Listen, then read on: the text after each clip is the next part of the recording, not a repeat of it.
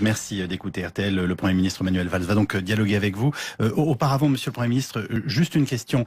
À la lumière de ce que vous avez dit tout à l'heure à Olivier Mazerolle, de la situation de nos policiers, est-ce que vous appelez, vous, à l'arrêt des manifestations? Ça ne peut pas être mon rôle. Manifester est encore une fois un droit constitutionnel. Et c'est la force de notre démocratie de le permettre, y compris dans cette période de très grande tension. Mais chacun peut faire en effet preuve de responsabilité.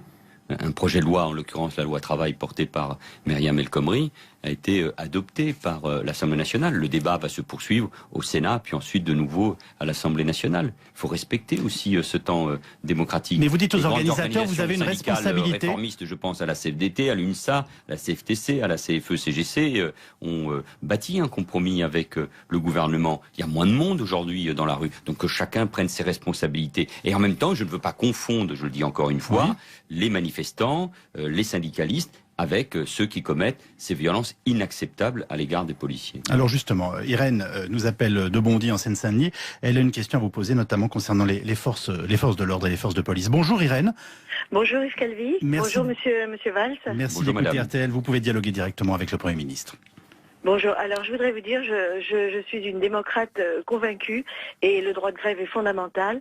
Seulement moi, je suis en train de me demander est-ce qu'on est obligé d'autoriser une manifestation le mardi, le jeudi, le samedi ou le dimanche, comme on a vu là ces derniers temps, plus la nuit debout, etc. Je me dis à un moment, nos forces de police elles vont être épuisées et quand va arriver l'euro le 10 et on sait que la menace terroriste est là, c'est pour ça qu'on est en état d'urgence, je me dis est-ce qu'on est obligé d'autoriser toutes ces manifestations? Est-ce qu'on peut pas se cantonner à une importante par semaine, je sais pas, mais on peut pas faire ça parce que là on voit bien qu'ils sont épuisés. En plus, ça donne une image absolument déplorable de notre pays et les gens là qui vont venir aussi pour l'euro, ils se disent bah ils vont tenir le coup, ils vont arriver à maintenir l'ordre, etc. Qu'est-ce que vous en pensez? Est-ce qu'on est obligé de dire oui à toutes les demandes? Nous sommes dans un état de droit, madame, même si je comprends parfaitement votre question. Si nous décidions d'interdire un certain nombre de manifestations, la justice administrative, mettrait en cause, casserait cette décision. Donc votre question, elle est juste, c'est au fond une forme d'appel à ceux qui organisent régulièrement ces manifestations. Encore une fois, cette semaine, vous venez de le rappeler, une manifestation mardi, une autre aujourd'hui.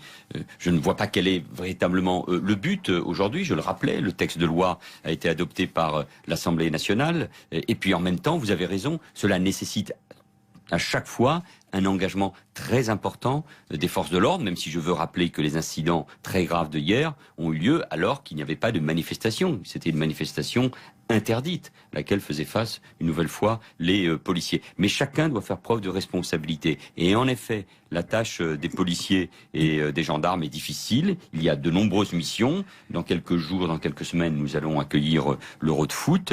Et les policiers sont fatigués, 327 policiers et gendarmes ont été blessés depuis le début des manifestations, dont plus de 170 rien qu'à Paris. Cela montre bien la difficulté. Donc moi j'en appelle encore une fois, mais modestement, à la responsabilité des organisateurs des manifestations. Il n'y a vraiment aucune position intermédiaire qui soit concevable. C'est comme le suggère Irène, c'est-à-dire, je ne sais pas, peut-être 1 ou 2 jours peuvent être bloqués pour les manifestations avec un encadrement spécifique. Enfin, la question d'Irène... Et moi je suis prêt à toutes les discussions avec les responsables syndicaux, mais encore une fois, dans le cadre d'un état de droit, il est très difficile d'imposer à ceux qui veulent manifester, à ceux qui déposent une autorisation de manifestation, il est très difficile de leur interdire ces manifestations. Il n'y a que la responsabilité collective qui puisse s'imposer. Irène, qui vous interrogeait, était professeur en Seine-Saint-Denis, et maintenant c'est Charles qui est chef d'entreprise et qui nous appelle de Quimper, dans le Finistère, qui vous interroge, Manuel Valls. Bonjour Charles. Bonjour Monsieur Calvi, bonjour Monsieur le Premier ministre. Bonjour Charles. Ma question concerne les appels au meurtre qui ont été effectués place de la République par 2 jeunes filles qui brandissaient des pancartes sur lesquelles il était mentionné « Sur le pont d'Avignon, on pend tous les patrons ». Est-ce qu'on peut tolérer aujourd'hui que des appels au meurtre puissent être tenus en place publique en France? Et quelles sont les suites judiciaires que l'État compte engager contre ces 2 individus? Il y a des suites judiciaires qui seront données. Tout appel au meurtre par l'intermédiaire d'une pancarte, d'un slogan ou sur Internet, parce que c'est souvent le cas, tous ces appels doivent faire l'objet d'une réponse judiciaire. Il est intolérable qu'on puisse faire des appels au meurtre concernant des patrons, des responsables politiques ou publics, et évidemment des policiers ou des gendarmes. La parole elle a eu tendance ces dernières années à se libérer. Et les réseaux sociaux en sont une démonstration, et je ne suis pas en train de mettre en cause cette nouvelle forme de communication. Mais c'est cette réalité. On ne peut pas tout laisser passer. Et donc, ça veut dire qu'il faut à chaque fois une réponse, et il faut que la justice soit saisie et puisse rappeler à la loi ceux qui profèrent ce type de menaces ou condamner tout simplement. Merci beaucoup de nous avoir appelé, Charles, pour cette question. Je voyais une question posée par un auditeur au 64 900 Code Matin, Manuel Valls. Pourquoi ne pas interdire par décret de manifester le visage couvert, capuche, cagoule, masque? On pourrait ainsi repérer les casseurs, car les manifestants n'ont pas honte de montrer leur visage. C'est quelque chose qui revient très souvent, j'ai envie de vous dire, dans le grand public et dans les questions que l'on se pose concernant ces manifestants. C'est le cas. On ne peut pas aujourd'hui, en effet, se promener dans la rue avec le visage couvert, mais vous comprenez bien que ces individus s'affranchissent de ces règles. Et c'est la raison pour laquelle il faut qu'il y ait des interpellations, et ça rend d'autant plus difficile le travail de la police et ensuite de la justice en termes d'identification. Nous allons donner maintenant la parole à Christophe qui nous appelle du département de la Haute-Saône. Bonjour Christophe. Bonjour Yves Calvi. Bonjour Monsieur le Premier ministre. Bonjour. Je souhaitais vous poser la question de savoir pour quelles raisons est-ce que le gouvernement n'engage pas les procédures de dissolution à l'encontre des groupes d'extrême gauche qui sont aujourd'hui clairement identifiés comme étant responsables de ces intolérables violences orchestrées contre les forces de police et donc contre l'État, alors que sous votre gouvernement, ou lorsque vous étiez ministre de l'Intérieur, vous aviez été très réactif et sans pitié pour dissoudre des groupuscules d'extrême droite au sujet de l'affaire Méric. Mais tous les groupes, quand ils sont constitués d'extrême droite ou de l'islamisme radical, peuvent faire l'objet d'une procédure de dissolution. Mais là, il ne s'agit pas de groupes constitués. S'il y a le moindre groupe constitué qui se livre à ces violences, il peut parfaitement faire l'objet, en effet, d'une procédure de dissolution qui est longue par ailleurs et qui passe, en fin de compte, pour conclure à sa dissolution en Conseil des ministres. Mais là, il ne s'agit pas de groupes constitués. Il s'agit de groupes spontanés, organisés parfois sur les réseaux. On voit bien ce qui peut se passer autour de Nantes et de Rennes avec les zadistes. Mais il n'y a pas de groupe proprement constitué, d'une organisation proprement constituée. Le criminologue Alain Boer expliquait hier encore qu'en revanche, s'il n'y a pas de groupe constitué au sens politique du terme, ces groupes radicaux sont quand même parfaitement identifiés et qu'on connaît les meneurs. Ce ne sont ni des partis politiques, ni des associations, mais on connaît beaucoup de ces organisateurs, de ces meneurs. Pas toujours, parce que parfois il y a un mélange, et on l'a vu encore à Paris, d'un certain nombre d'individus qui peuvent venir de la mouvance de l'ultra-gauche, mélanger aussi avec des casseurs qui viennent d'un certain nombre de nos quartiers populaires. Donc, les choses sont différentes selon les villes. Mais en revanche, la surveillance, le travail du renseignement, le travail de la police, oui, nous permettent parfois de prévenir un certain nombre de ces opérations. Mais encore une fois, la violence à l'égard de la police et de la gendarmerie, ce type de contestation de l'état de droit et de l'ordre républicain sont insupportables et c'est pour ça qu'il faut agir. Police et justice doivent agir de concert. Une question qui nous est tombée sur Internet. Est-ce que vous craignez des risques de pénurie, avec notamment de pénurie d'essence, étant donné le mouvement des routiers? Et je veux dire un mot d'ailleurs. Il y a des blocages de raffinerie, à un moment où nous parlons. L'appel à la grève des fédérations de transport, Force ouvrière et CGT, fait partie de la stratégie de contestation globale de ces deux confédérations, dont le résultat est malheureusement d'entraver le déplacement de beaucoup de nos concitoyens, avec des risques aussi pour notre économie. Ces deux organisations, qui sont minoritaires dans le transport routier, veulent attiser les inquiétudes en faisant croire que la loi travail, mènerait à baisser la rémunération des heures supplémentaires des routiers, 10% au lieu de 25%. Et moi, je veux rassurer les conducteurs. Et en tout cas, je veux donner cette information aux Français, mais dénoncer aussi les contre-vérités sur ce projet de loi. Il n'y a pas de conséquences sur la rémunération des routiers. Sauf accord de branche signé par une majorité des organisations syndicales, les heures de conduite supplémentaires des routiers resteront payer 25% de plus. Donc il n'y a aucune raison de s'inquiéter, donc il n'y a aucune raison de manifester, donc il n'y a aucune raison de bloquer des raffineries, des ports, des aéroports. Et je demande à chacun de faire preuve de responsabilité. Et je demande encore une nouvelle fois à la CGT de faire preuve de responsabilité sur ce dossier-là et de dire la vérité, et en tout cas de lire le projet de loi. Si tel est le cas et qu'ils maintiennent les barrages, vous faites dégager les accès? Mais bien sûr, parce que Par la police. l'accès aux ports, l'accès aux centres névralgiques économiques, l'accès aux aéroports, aujourd'hui, doit être possible. Et donc, on ne peut pas tolérer, encore une fois, ces barrages, même si c'est une difficulté supplémentaire pour les forces de l'ordre. Olivier Mazerolles. Sur la rémunération des routiers, je ne comprends pas bien. Votre projet de loi prévoit la priorité aux négociations à l'intérieur des entreprises.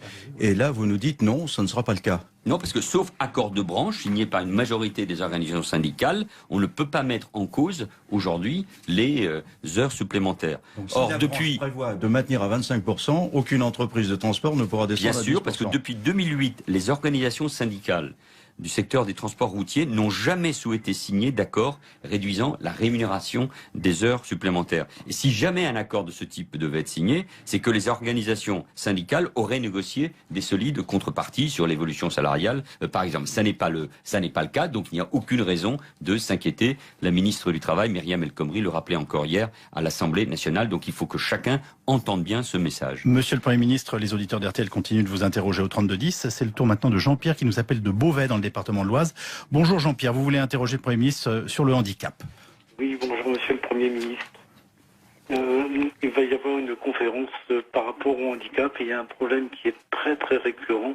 C'est que moi je suis handicapé visuel et comme beaucoup d'handicapés, on est obligé de repasser tous les 5 ans devant une commission alors qu'on a un handicap définitif et ça devient très très lourd. De plus, vous avez le problème suivant aussi pour l'allocation aux adultes handicapés. Quand vous êtes salarié, vous êtes obligé de faire une déclaration tous les 3 mois. Et c'est très très lourd. Quand pourra-t-on légiférer pour nous éviter ce type de problème parce que c'est très très lourd. Le Premier ministre vous répond. Nous aurons dans un instant cette grande conférence sur le handicap à l'Élysée. D'où l'appel de Jean-Pierre. Après une réunion que nous aurons aussi au moment où je vous quitterai ici avec le président de la République pour faire le point sur la disparition de cet avion reliant la France à l'Égypte. Et le président de la République aura l'occasion de faire un certain nombre d'annonces. Moi, je suis très sensible à cet appel. Il y a trop d'entraves encore, malgré les efforts qui ont été faits d'ailleurs depuis des années, quels que soient les gouvernements. Trop d'entraves administratives, trop de problèmes administratif pour ceux qui souffrent d'un handicap particulièrement lourd comme celui de votre auditeur. Donc il y aura toute une série d'annonces, je ne vais pas y revenir dans le détail, qui doivent permettre là aussi pour l'accueil à l'école, pour la simplification des démarches, d'aller dans le sens de ce que demande votre auditeur. Pour la simplification des démarches. Bonjour Hervé. Oui, bonjour Yves Cavi. Vous nous appelez de Saint-Brieuc dans les Côtes-d'Armor. Manuel Valls vous écoute. Bonjour Monsieur le Premier ministre. Déjà une pensée à nos 2 policiers qui ont été molestés hier. C'est catastrophique pour la France. Moi je vous appelle concernant le RSI, le régime social des indépendants. Aujourd'hui avec des erreurs catastrophiques puisqu'on dénombre aujourd'hui plus de 450 000 erreurs qui ont été effectuées avec le RSI à cause du RSI et avec des dizaines et des dizaines de suicides. Que fait-on de ces erreurs sur les cotisations des indépendants, hein? Oui, tout à Voilà. fait. Donc aujourd'hui, il y a des dizaines de personnes qui se sont suicidées à cause d'un ordinateur qui s'appelle SNV2, qui est un ordinateur de l'URSSAF, que ne comprend pas le RSI. Que fait-on aujourd'hui de ce régime, puisqu'on dénombre aujourd'hui plus de 450 000 erreurs sur 8 ans? La réforme du RSI est en marche, est en cours, suite à un rapport parlementaire. Vous savez qu'il y avait un débat, soit on réforme le RSI, soit on l'adosse au régime général. Le choix qui a été fait, c'est de garder le RSI, mais de le réformer pour empêcher toute une série d'erreurs. C'est vrai qu'il y a, de la part d'un certain nombre d'entrepreneurs, d'indépendants, de commerçants, beaucoup d'angoisses qui peuvent mener, y compris à ces suicides qui viennent d'être évoqués. Donc je connais parfaitement le drame que peuvent vivre ces personnes. Donc l'idée, c'est de faire en sorte que et les logiciels et l'administration gagnent en efficacité. Les efforts ont été faits. Je pense que les choses sont plutôt bien engagées, mais il reste du travail. Une dernière question avant de nous séparer, Monsieur le Premier ministre. On vient d'apprendre que le vol d'Égyptaire disparu ce matin avait émis un message de détresse avant de disparaître des radars. On sait désormais que 15 Français étaient à bord. Est-ce que vous avez depuis reçu des informations ou des éléments que vous puissiez porter à notre connaissance? Non, je n'ai pas eu plus d'informations. Je suis attentif aussi à ce qu'on puisse donner ces informations d'abord aux familles. Et la réunion autour du président de la République dans un instant à l'Élysée permettra sans aucun doute d'avoir plus d'éléments. Une enquête va être ouverte. Et vous savez qu'elles sont longues concernant les disparitions des avions, mais toute la transparence, toute la vérité sera faite. C'est ce que nous devons bien sûr aux familles des victimes probables de cet avion. Et nous saurons par exemple s'il y a eu des failles dans la sécurité à Roissy, dans notre aéroport international.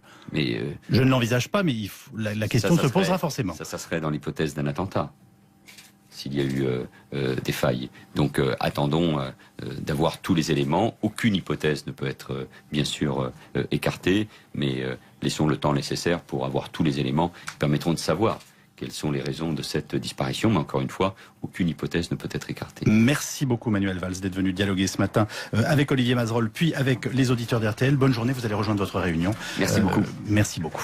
Police et justice doivent agir de concert. Une question qui nous est tombée sur Internet. Est-ce que vous craignez des risques de pénurie, avec notamment de pénurie d'essence, étant donné le mouvement des routiers? Et je veux dire un mot d'ailleurs. Il y a des blocages de raffinerie, à un moment nous parlons. L'appel à la grève des fédérations de transport, Force ouvrière et CGT, fait partie de la stratégie de contestation globale de ces deux confédérations, dont le résultat est malheureusement d'entraver le déplacement de beaucoup de nos concitoyens, avec des risques aussi pour notre économie. Ces deux organisations, qui sont minoritaires dans le transport routier, veulent attiser les inquiétudes en faisant croire que la loi travail, mènerait à baisser la rémunération des heures supplémentaires des routiers, 10% au lieu de 25%. Et moi, je veux rassurer les conducteurs. Et en tout cas, je veux donner cette information aux Français, mais dénoncer aussi les contre-vérités sur ce projet de loi. Il n'y a pas de conséquences sur la rémunération des routiers, sauf accord de branche signé par une majorité des organisations syndicales. Les heures de conduite supplémentaires des routiers resteront payées 25% de plus. Donc il n'y a aucune raison de s'inquiéter, donc il n'y a aucune raison de manifester, donc il n'y a aucune raison de bloquer des raffineries, des ports, des aéroports. Et je demande à chacun de faire preuve de responsabilité, et je demande encore une nouvelle fois à la CGT de faire preuve de responsabilité sur ce dossier-là, et de dire la vérité, et en tout cas de lire le projet de loi. Si tel est le cas et qu'ils maintiennent les barrages, vous faites dégager les accès? Mais bien sûr, parce que par la police. L'accès au port, l'accès aux centres névralgiques économiques, l'accès aux aéroports, aujourd'hui, doit être possible. Et donc, on ne peut pas tolérer, encore une fois, ces barrages, même si c'est une difficulté supplémentaire pour les forces de l'ordre. Olivier Mazerolle, sur la rémunération des routiers, je ne comprends pas bien. Votre projet de loi prévoit la priorité aux négociations à l'intérieur des entreprises. Et là, vous nous dites non, ça ne sera pas le cas. Non, parce que sauf accord de branche signé par une majorité des organisations syndicales, on ne peut pas mettre en cause aujourd'hui les heures supplémentaires. Donc, si la branche prévoit de maintenir à 25%, aucune entreprise de transport ne pourra descendre à 10%. Bien sûr, parce que depuis 2008, les organisations syndicales du secteur des transports routiers n'ont jamais souhaité signer d'accord réduisant la rémunération des heures supplémentaires. Et si jamais un accord de ce type devait être signé, c'est que les organisations syndicales auraient négocié des solides contreparties sur l'évolution salariale, par exemple. Ça n'est pas le cas, donc il n'y a aucune raison de s'inquiéter. La ministre du Travail, Myriam El Khomri, le rappelait encore hier à l'Assemblée nationale, donc il faut que chacun entende bien ce message. Monsieur le Premier ministre, les auditeurs d'RTL continuent de vous interroger au 3210. C'est le tour maintenant de Jean-Pierre qui nous appelle de Beauvais dans le département de l'Oise. Bonjour Jean-Pierre, vous voulez interroger le Premier ministre sur le handicap? Oui, bonjour Monsieur le Premier ministre. Il va y avoir une conférence par rapport au handicap et il y a un problème qui est très très récurrent. C'est que moi je suis handicapé visuel et comme beaucoup d'handicapés, on est obligé de repasser tous les 5 ans devant une commission alors qu'on a un handicap définitif et ça devient très très lourd. De plus, vous avez le problème suivant aussi pour l'allocation aux adultes handicapés. Quand vous êtes salarié, vous êtes obligé de faire une déclaration tous les 3 mois et c'est très très lourd. Quand pourra-t-on légiférer pour nous éviter ce type de problème parce que c'est très très lourd? Le Premier ministre. Nous aurons dans un instant cette grande conférence sur le handicap à l'Élysée. D'où l'appel de Jean-Pierre. Après une réunion que nous aurons aussi au moment où je vous quitterai ici avec le président de la République pour faire le point sur la disparition de cet avion reliant la France à l'Égypte. Et le président de la République aura l'occasion de faire un certain nombre d'annonces. Moi, je suis très sensible à cet appel. Il y a trop d'entraves encore, malgré les efforts qui ont été faits d'ailleurs depuis des années, quels que soient les gouvernements. Trop d'entraves administratives, trop de problèmes administratif pour ceux qui souffrent d'un handicap particulièrement lourd comme celui de votre auditeur. Donc il y aura toute une série d'annonces, je ne vais pas y revenir dans le détail, qui doivent permettre là aussi pour l'accueil à l'école, pour la simplification des démarches, d'aller dans le sens de ce que demande votre auditeur. Pour la simplification des démarches. Bonjour Hervé. Oui, bonjour Yves Calvi. Vous nous appelez de Saint-Brieuc dans les Côtes-d'Armor. Manuel Valls vous écoute. Bonjour Monsieur le Premier ministre. Déjà une pensée à nos 2 policiers qui ont été molestés hier. C'est catastrophique pour la France. Moi je vous appelle concernant le RSI, le régime social des indépendants. Aujourd'hui avec des erreurs catastrophiques puisqu'on dénombre aujourd'hui plus de 450 000 erreurs qui ont été effectuées avec le RSI à cause du RSI et avec des dizaines et des dizaines de suicides. Que fait-on de ce erreurs régime sur les cotisations des indépendants, hein? Oui, tout à fait. Donc aujourd'hui, il y a des dizaines et des dizaines de personnes qui se sont suicidées à cause d'un ordinateur qui s'appelle SNV2, qui est un ordinateur de l'URSSAF que ne comprend pas le RSI. Que fait-on aujourd'hui de ce régime, puisqu'on dénombre aujourd'hui plus de 450 000 erreurs sur 8 ans? La réforme du RSI est en marche, est en cours, suite à un rapport parlementaire. Vous savez qu'il y avait un débat, soit on réforme le RSI, soit on l'adosse au régime général. Le choix qui a été fait, c'est de garder le RSI, mais de le réformer pour empêcher toute une série d'erreurs. C'est vrai qu'il y a, de la part d'un certain nombre d'entrepreneurs, d'indépendants, de commerçants, beaucoup d'angoisses qui peuvent mener, y compris à ces suicides qui viennent d'être évoqués. Donc, je connais parfaitement. Manifester le visage couvert, capuche, cagoule, masque. On pourrait ainsi repérer les casseurs, car les manifestants n'ont pas honte de montrer leur visage. C'est quelque chose qui revient très souvent, j'ai envie de vous dire, dans le grand public et dans les questions que l'on se pose concernant ces manifestants. Mais c'est le cas. On ne peut pas aujourd'hui, en effet, se promener dans la rue avec le visage couvert. Mais vous comprenez bien que ces individus s'affranchissent de ces règles. Et c'est la raison pour laquelle il faut qu'il y ait des interpellations. Et ça rend d'autant plus difficile le travail de la police et ensuite de la justice en termes d'identification. Nous allons donner maintenant la parole à Christophe qui nous appelle du département de la Haute-Saône. Bonjour Christophe. Bonjour Yves Calvi. Bonjour Monsieur le Premier ministre. Bonjour. Je souhaitais vous poser la question de savoir pour quelles raisons est-ce que le gouvernement n'engage pas les procédures de dissolution à l'encontre des groupes d'extrême gauche qui sont aujourd'hui clairement identifiés comme étant responsables de ces intolérables violences orchestrées contre les forces de police et donc contre l'État, alors que sous votre gouvernement, ou lorsque vous étiez ministre de l'Intérieur, vous aviez été très réactif et sans pitié pour dissoudre des groupuscules d'extrême droite au sujet de l'affaire Méric. Mais tous les groupes, quand ils sont constitués d'extrême droite ou de l'islamisme radical, peuvent faire l'objet d'une procédure de dissolution. Mais là, il ne s'agit pas de groupes constitués. S'il y a le moindre groupe constitué qui se livre à ces violences, il peut parfaitement faire l'objet, en effet, d'une procédure de dissolution qui est longue par ailleurs et qui passe, en fin de compte, pour conclure à sa dissolution en Conseil des ministres. Mais là, il ne s'agit pas de groupes constitués. Il s'agit de groupes spontanés, organisés parfois sur les réseaux. On voit bien ce qui peut se passer autour de Nantes et de Rennes avec les zadistes. Mais il n'y a pas de groupe proprement constitué, d'une organisation proprement constituée. Le criminologue Alain Boer expliquait hier encore qu'en revanche, s'il n'y a pas de groupe constitué au sens politique du terme, ces groupes radicaux sont quand même parfaitement identifiés et qu'on connaît les meneurs. Ce ne sont ni des partis politiques, ni des associations, mais on connaît beaucoup de ces organisateurs, de ces meneurs. Pas toujours, parce que parfois il y a un mélange, et on l'a vu encore à Paris, d'un certain nombre d'individus qui peuvent venir de la mouvance de l'ultra-gauche, mélanger aussi avec des casseurs qui viennent d'un certain nombre de nos quartiers populaires. Donc, les choses sont différentes selon les villes. Mais en revanche, la surveillance, le travail du renseignement, le travail de la police, oui, nous permettent parfois de prévenir un certain nombre de ces opérations. Mais encore une fois, la violence à l'égard de la police et de la gendarmerie, ce type de contestation de l'état de droit et de l'ordre républicain sont insupportables et c'est pour ça qu'il faut agir. Merci d'écouter RTL. Le Premier ministre Manuel Valls va donc dialoguer avec vous. Auparavant, Monsieur le Premier ministre, juste une question. À la lumière de ce que vous avez dit tout à l'heure à Olivier Mazerolle, de la situation de nos policiers, est-ce que vous appelez, vous, à l'arrêt des manifestations? Ça ne peut pas être mon rôle. Manifester est encore une fois un droit constitutionnel. Et c'est la force de notre démocratie de le permettre, y compris dans cette période de très grande tension. Mais chacun peut faire en effet preuve de responsabilité.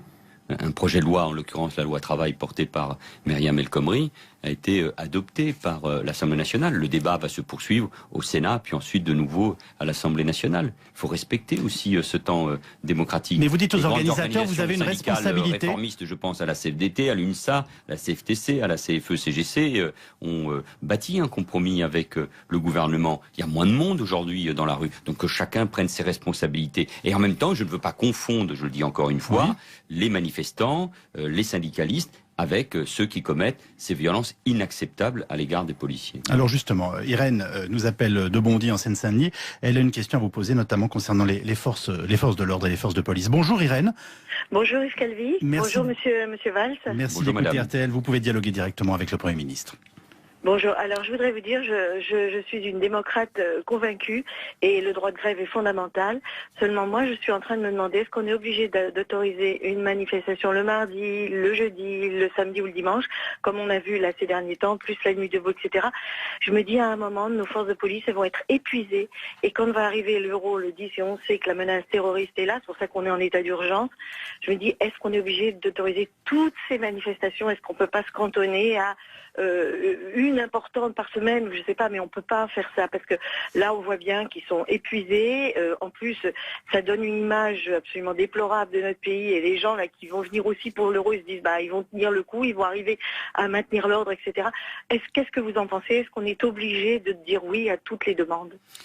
Nous sommes dans un état de droit, madame, même si je comprends parfaitement votre question. Si nous décidions d'interdire un certain nombre de manifestations, la justice administrative, mettrait en cause, casserait cette décision. Donc, votre question, elle est juste, c'est au fond une forme d'appel à ceux qui organisent régulièrement ces manifestations. Encore une fois, cette semaine, vous venez de le rappeler, une manifestation mardi, une autre aujourd'hui. Je ne vois pas quel est véritablement le but aujourd'hui, je le rappelle. Le texte de loi a été adopté par l'Assemblée nationale. Et puis en même temps, vous avez raison, cela nécessite à chaque fois un engagement très important des forces de l'ordre, même si je veux rappeler que les incidents très graves de hier ont eu lieu alors qu'il n'y avait pas de manifestation. C'était une manifestation interdite, à laquelle faisaient face une nouvelle fois les policiers. Mais chacun doit faire preuve de responsabilité. Et en effet, la tâche des policiers et des gendarmes est difficile. Il y a de nombreuses missions. Dans quelques jours, dans quelques semaines, nous allons accueillir l'Euro de foot.